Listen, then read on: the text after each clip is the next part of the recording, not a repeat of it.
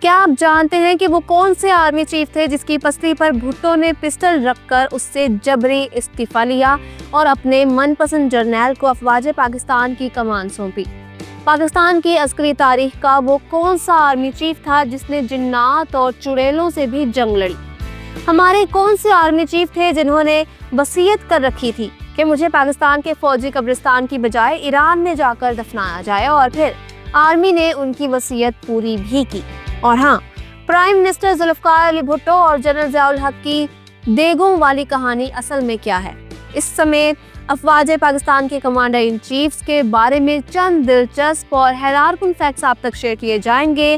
آپ دیکھ رہے ہیں الیکشن باکس اور میں ہوں کنزا فرمان۔ آپ مجھے انسٹاگرام پر بھی فالو کر سکتے ہیں جس کا لنک آپ کو ڈسکرپشن میں مل جائے گا۔ So let's begin. Pak army کا general head GHQ Rawalpindi میں واقع ہے۔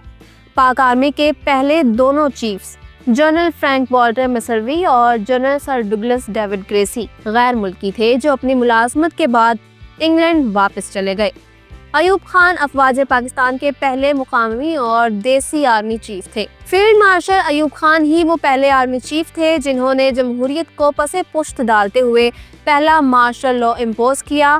وہ 11 سال تک پاکستان پر راج کرتے رہے۔ کوئٹہ کی ہزارہ برادری سے تعلق رکھنے والے جنرل محمد موسیٰ کے ٹینیور میں 65 کی پاک بھارت جنگ لڑی گئی۔ دشمن بھارت سے لڑنے والے جنرل موسیٰ خان کو جنات اور بھوت پریت اور چڑیلوں سے بھی لڑنا پڑا۔ بتایا جاتا ہے کہ ارلی 50s میں جب چودھری محمد علی پاکستان کے وزیر خزانہ تھے، اس دوران موسیٰ خان کراچی میں CGS تعینات ہوئے تو چودھری صاحب نے ان سے درخواست کی کہ آپ کو جو سرکاری بنگلہ الاٹ ہوا ہے میں اس میں شفٹ ہو جاتا ہوں اور میرے والے بنگلے میں آپ رہنے لگے۔ ایسا بتایا جاتا ہے کہ چودھری محمد علی کے بنگلے میں بھوتوں کا سایہ تھا اور راتوں کو غیر مرئی مخلوق صحن میں چلتی دکھائی دیتی اور چیخوں کی آوازیں بھی سنائی دیا کرتی تھی۔ میجر جنرل موسیٰ خان نے چودھری محمد علی کی بات تو مان لی، لیکن اس آسیب زدہ بنگلے میں شفٹ ہونا ان کے لیے بڑا مشکل تھا۔ کہا جاتا ہے کہ انہوں نے اپنے کسی بزرگ کو بلوا کر 3 دن تک دم درود اور چلا کروایا، اور جب جنات بھاگ گئے تو وہ اس گھر میں شفٹ ہو گئے۔ جنرل محمد موسیٰ پاکستان کے وہ اکلوتے آرمی چیف گزرے ہیں جنہیں ان کی وصیت کے مطابق پاکستان کی بجائے ایران کے شہر مشہد میں واقع حضرت امام رضا کے مزار کے احاطے میں آسودہ خاک کیا گیا۔ پاکستان کے 5ویں آرمی چیف جنرل محمد یحییٰ خان کے دور حکومت میں سقوط ڈھاکہ کا دلخراش واقعہ پیش آیا اور مشرقی پاکستان ہم سے کٹ کر بنگلہ دیش بن گیا۔ سقوط ڈھاکہ کو ابھی 4 دن گزرے تھے کہ یحییٰ خان نے صدارت اور کمانڈر ان چیف کے عہدے سے استعفیٰ دے دیا۔ بھٹو صاحب پاور میں آئے تو انہوں نے سب سے پہلے سابق آرمی چیف جنرل محمد یحییٰ خان اور ان کی خاص و خاص سمجھی جانے والی بیگم اقلیم اختر المعروف جنرل رانی کو گرفتار کر لیا اور پھر انہیں ایک طویل عرصے تک گھر کے اندر ہی نظر بند رکھا گیا۔ جنرل رانی بتایا کرتی تھی کہ جنرل یحییٰ سے میری دوستی کو غلط رنگ دیا گیا۔ بھٹو نے بڑی چالاکی سے ہماری پاکیزہ روحوں اور جذبوں کا مذاق اڑایا اور اس نے پاکیزہ ہستیوں کو بدنام کروایا۔ مجھے جنرل یحییٰ کے خلاف سلطانی گواہ بننے کو کہا گیا، لیکن میں نے غداری کرنے کی بجائے ہماری دوستی کو ترجیح دی۔ یہ 3 مارچ 1972 کا دن تھا۔ سقوط ڈھاکہ کو ابھی 4 مہینے بھی نہیں گزرے تھے کہ ذوالفقار علی بھٹو نے جنرل گل حسن خان کو اغوا کر لیا۔ انہیں گاڑی میں بٹھا کر ان پر پستول تان لیا گیا۔ ابھی جنرل گل حسن کی گاڑی لاہور بھی نہیں پہنچی تھی کہ ٹکا خان کے کندھوں پر آرمی چیف کے کراؤنز لگا دیے گئے اور انہوں نے فوج کی کمان سنبھال لی۔ General Tikka Khan army chief بننے سے پہلے مشرقی پاکستان کے گورنر رہ چکے تھے۔ کم لوگ جانتے ہیں کہ جب وہ گورنر کی حیثیت سے ڈھاکہ کے ایئرپورٹ پر لینڈ ہوئے تو ہزاروں کی تعداد میں بنگالی ان کے استقبال کے لیے جوتے لیے کھڑے تھے اور کئی نے تو جوتوں کے ہار بھی بنائے ہوئے تھے۔ شیخ مجیب الرحمان جنرل ٹکا خان کو بچر آف بنگال کہا کرتے تھے۔ ان کے بقول آپریشن سرچ لائٹ کے دوران ٹکا خان نے بے رحم قصاب کی طرح ایک ہی رات میں ہزاروں بنگالیوں کو کاٹ ڈالا۔ لیکن پھر دنیا یہ دیکھ کر حیران رہ گئی کہ 1974 میں لاہور میں ہونے والی اسلامی سربراہی کانفرنس میں شرکت کے لیے شیخ مجیب الرحمان ایئرپورٹ پر اترے تو انہیں ویلکم کرنے والے کوئی اور نہیں بلکہ army chief general Tikka Khan ہی تھے۔ جنرل ٹکا خان اپنی فوجی سروسز کے بعد سیاست میں آئے۔ انہوں نے 88 میں راولپنڈی کے حلقے سے الیکشن بھی لڑا، لیکن انہیں شیخ رشید کے ہاتھوں شکست ہوئی۔ بعد میں انہیں بینظیر بھٹو نے گورنر پنجاب لگا دیا۔ یہاں میں ایک مزاحیہ واقعہ آپ کو سناتی چلوں۔ سال 1988 کے عام انتخابات میں راولپنڈی شہر میں پیپلز پارٹی کے جنرل ریٹائرڈ ٹکا خان اور اسلامی جمہوری اتحاد کے شیخ رشید احمد ایک دوسرے کے مد مقابل تھے۔ سابق army chief general Tikka Khan اپنی جیپ پر سوار ہوتے اور ڈور ٹو ڈور کیمپین کیا کرتے۔ تب شیخ رشید نے ایک چال چلی اور وہ موٹر سائیکل پر اپنی انتخابی مہم چلانے لگے۔ شیخ رشید عوام میں پاپولر ہونے لگے تو دیکھا دیکھی جنرل ٹکا خان بھی موٹر سائیکل پر انتخابی مہم چلانے لگے۔ اگلے روز شیخ رشید سائیکل پر نظر آئے تو مجبوری کے عالم میں جنرل صاحب کو بھی سائیکل پر سوار ہو کر الیکشن کیمپین کرنا پڑی۔ پنڈی کے لوگ بتاتے ہیں کہ تب ایک کارنر میٹنگ میں شیخ رشید نے کہا تھا کہ یہ بے نظیر کا انکل ٹکا خان مجھے کاپی کر رہا ہے۔ اگر میں چاہوں تو کل صبح یہ ٹکا خان گدھے پر بیٹھ کر انتخابی مہم چلاتا نظر آئے گا۔ جنرل ٹکا خان چونکہ ضیاء الحق کو ڈل کہا کرتے تھے اور ان کا خیال تھا کہ چونکہ ضیاء ایک مذہبی شخص ہے اور ساری رات مسلح پر پڑا رہتا ہے، لہٰذا وہ بھٹو صاحب کے لیے کوئی پرابلم کریٹ نہیں کرے گا۔ یہی وجہ تھی کہ مسٹر بھٹو نے جنرل ٹکا خان کی سفارش پر ضیاء الحق کو 7 سینئر جنرلز پر فوقیت دیتے ہوئے 1 مارچ 1976 کے روز آرمی چیف بنا دیا۔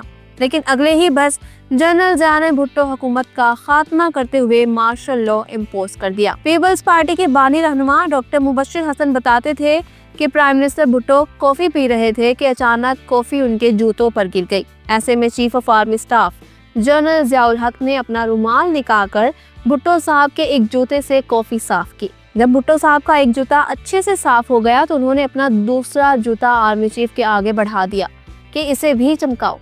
خیر، اب اس واقعے میں کتنی صداقت ہے اور کتنا جھوٹ یہ تو کوئی نہیں جانتا۔ روزنامہ امروز ملتان کے ایڈیٹر مسعود اشر بتاتے تھے کہ ابھی جنرل ضیاء الحق ملتان کے کور کمانڈر تھے۔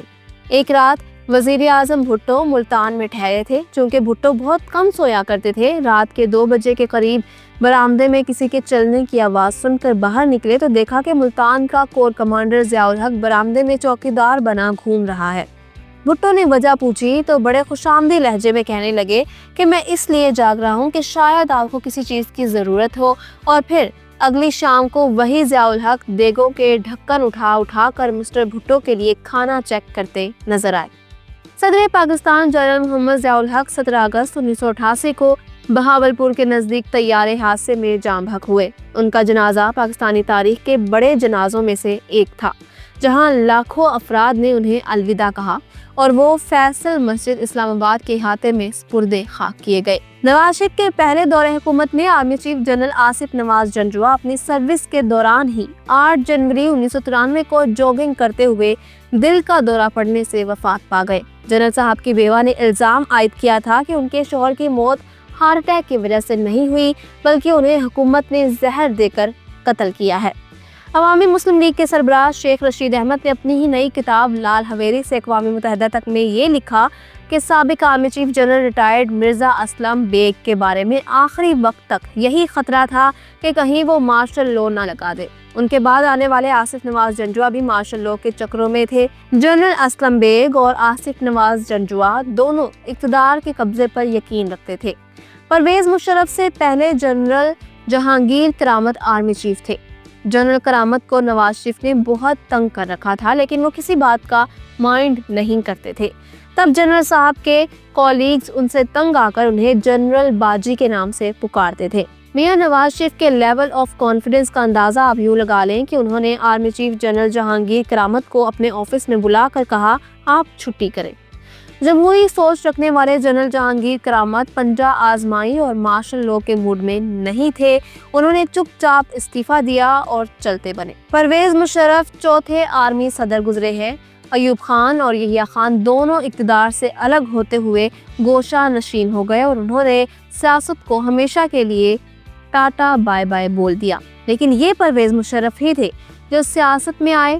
وہ 2013 میں الیکشن بھی لڑنا چاہتے تھے، لیکن ان کے نامینیشن پیپرز مسترد ہو گئے۔ یاد رہے کہ اس الیکشن میں پرویز مشرف کی آل پاکستان مسلم لیگ APML نے پورے پاکستان میں صرف 1 سیٹ جیتی تھی اور اس اطراح سے ان کے ایک MN نے جیت کر پارلیمان تک پہنچے تھے۔